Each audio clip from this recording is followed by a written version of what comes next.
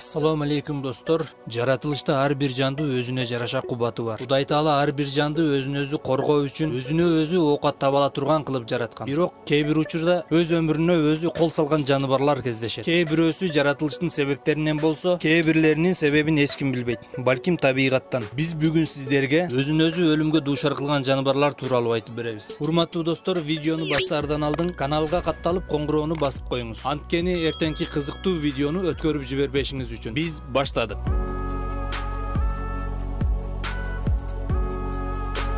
Индонезиянын Сулавес аралында бул өзгөчө жаныбар жашайт. Жергиликтүү тургундар бул жаныбарды доңуз бугу деп атап коюшат. Эмнеге мындай аташканын оңой билсе болот. Анткени бул кадимки доңуз болгону анын мүйүзү бар. Өзгөчөлүгү башка мүйүздүү жаныбарлардан айырмаланып, бул жандыктын мүйүзү пайдасы жок өсөт. Тескерисинче бул жандыкка тоскоолдук жаратат. Айрым учурда баш сөөгүнө сайылып өсүп, жаныбарды жарадар кылат же өлүмгө алып келет.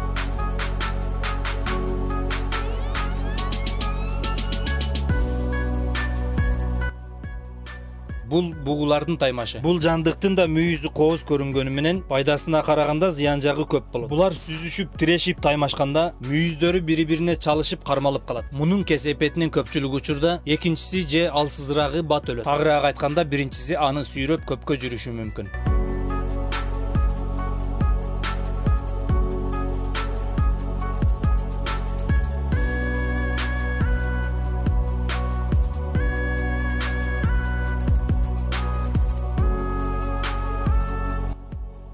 Бул кадимки кой, үй жаныбары. Бизде койлорду дайыма көзөмөлдөп карап турушат. Бирок кээ бир учурда ушундай кароосуз калган койлор да кезигип калат. Эгер койдун жүнүн өз убагында кыркпай койсо, көздөрү көрбөй, басышы да акырындап жүдөп калат. Демек кой үй жаныбары эмес, жапайы жаныбар болгондо, кароосуз жашап, айрым учурда өлүмгө да туш болсо керек.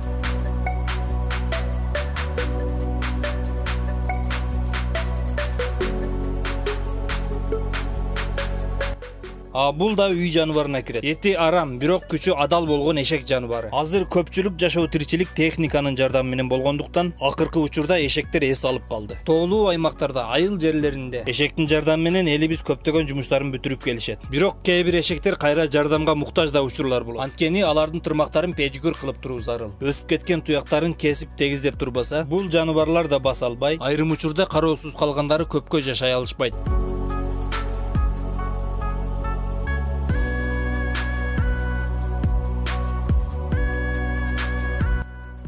Интернет айдыңына индиялык сүрөтчү бөлүшкөн бул видео. Анын айтымында айрым учурда жыландар өз куйругун тааныбай калышат. Ошон үчүн өз өмүрүнө өзү кол салат.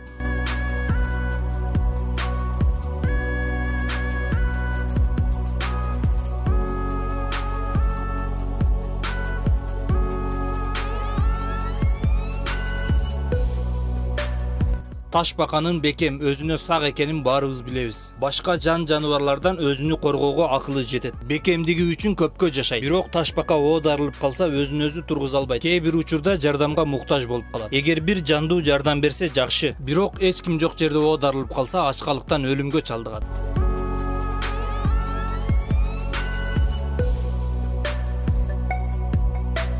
Чындыгында мени таң калтырганы ташбакалар өзүнүкүн таштабайт. Эгер көрсө сөзсүз жардам берет. Биз адам баласы тааныбаган бирөөгө колубузда болсо же убактыбызга карап анча мынчада гана жардам беребиз.